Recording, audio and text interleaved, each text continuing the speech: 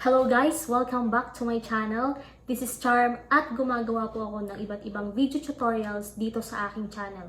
So, if interested ka sa mga ganitong klase ng content, please don't forget to like and subscribe and pakihit na rin yung notification bell para ma-notify ka once na nag-upload tayo ng bagong video. So, let's start!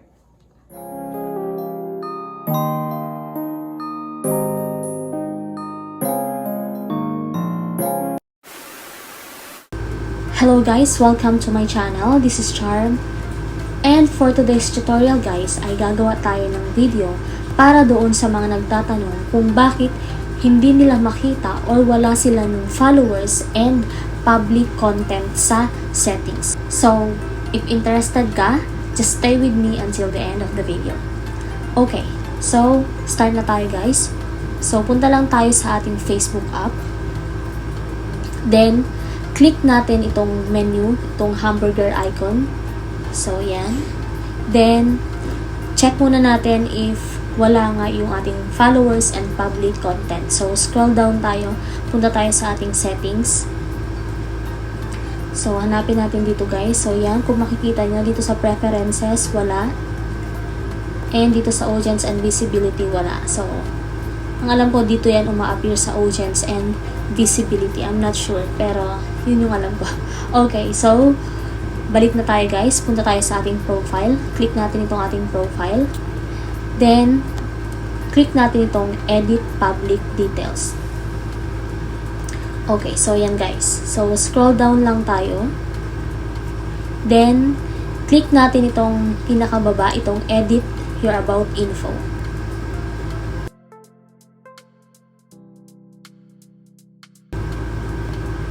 Okay, so yan guys. Nandito yung mga info natin.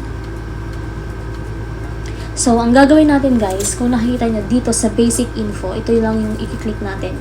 So, i-edit natin ito ngayon. Ang gagawin natin, babaguhin lang natin yung ating birth year. So, click natin to. Then, isi-set natin siya sa 2000, year 2000. So, click done. And then, I confirm that I am 21 years old. So, click lang natin yan guys. So, yan, naka-check na. And then, save na natin. So, hintayin lang natin mag-save guys. Okay, so yan guys. Okay na, na-save na natin yung info. So, ngayon, babalikan naman natin. Babalik tayo dun sa settings. I-check natin kung lalabas yung followers and public content. So, yan, balik tayo. So, punta ulit tayo ng settings.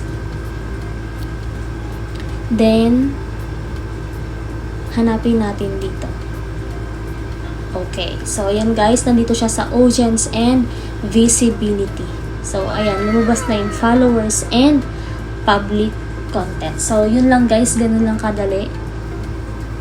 Yan. So, pwede nyo na yan, makikita nyo na. So, yan. Who can follow me?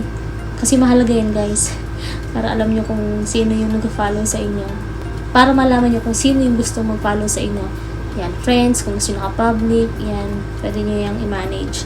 So, ganun lang kadali, guys. I hope may natutunan kayo today. And please don't forget to like and subscribe. And pakihit na rin yung notification bell para ma-notify kayo once na nag-upload ako ng bagong video.